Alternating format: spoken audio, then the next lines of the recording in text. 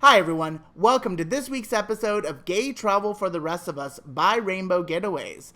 I'm your host Scott, and each week I take a look at some of the latest news in the travel industry, tell you where to find the best deals, and give you some tips on how you can maximize your time while traveling. All from the perspective of a gay man that does not fit into the typical gay stereotype. Now this week, I want to start out in California. Now, California has started the process of reopening their tourist industry. What that means is Disneyland out in California, as well as other destinations, are able to resume operations starting in April. Now, they will have limited capacity, and Disneyland specifically will be limiting it to 15% of the theme park capacity. Now, another catch to this is it is limited to residents of California. They are not yet allowing individuals from the rest of the country or other countries to visit Disneyland or any other destination in California. Now, in the cruise industry, we've had a lot of amazing news coming out.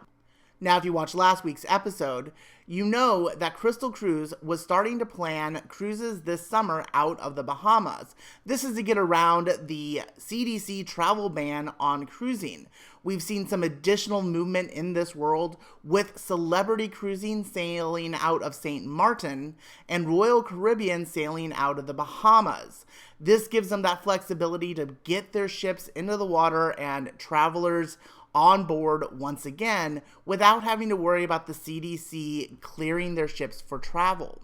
Now, I do expect to see a few more announcements about this over the next few weeks as the Alaska season is officially starting to be canceled. Now, we also know that these ships will be sailing with a vaccine requirement. So that means that all adults will have had to have their vaccines completed no less than 72 hours before the ship sails. We've also know that Virgin Voyages announced the vaccine requirement with the same rules. So I do expect to see this to be the new trend, at least for the next 6 months or year, because it does allow people to get on board and minimize the risk of disrupting the cruise because somebody has tested positive. Moving over to Disney Cruise Line, they have announced their itineraries for the summer of 2022. Now, Disney is unique in that they release their itineraries about 3-4 months at a time, every 18 months in advance, give or take. So we just saw these drop this week, with booking starting next week with the highest level Platinum Castaway Club members starting on Monday. There are some amazing itineraries on the Disney Magic over in Europe, going from Russia, as well as sailing to the Greek islands. And of course, the Disney Wonder will be returning to Alaska in 2022. So if you are interested in taking a look at those, DisneyCruiseLine.com has some great information for you. Also, feel free to send me a message or schedule a consultation, and I'm happy to talk about the options that are available to you. Lastly, I want to wrap up with the Gay Times 2021 Best LGBTQ Countries. Now, each year it ranks out the best countries for LGBTQ community members, with the top destinations being Norway, Portugal, and Belgium this year. As you would expect, these are fairly liberal countries that are very accepting of people who are different from them. They are gorgeous countries to visit, and they are definitely on my bucket list for places that I need to visit sometime in the near future.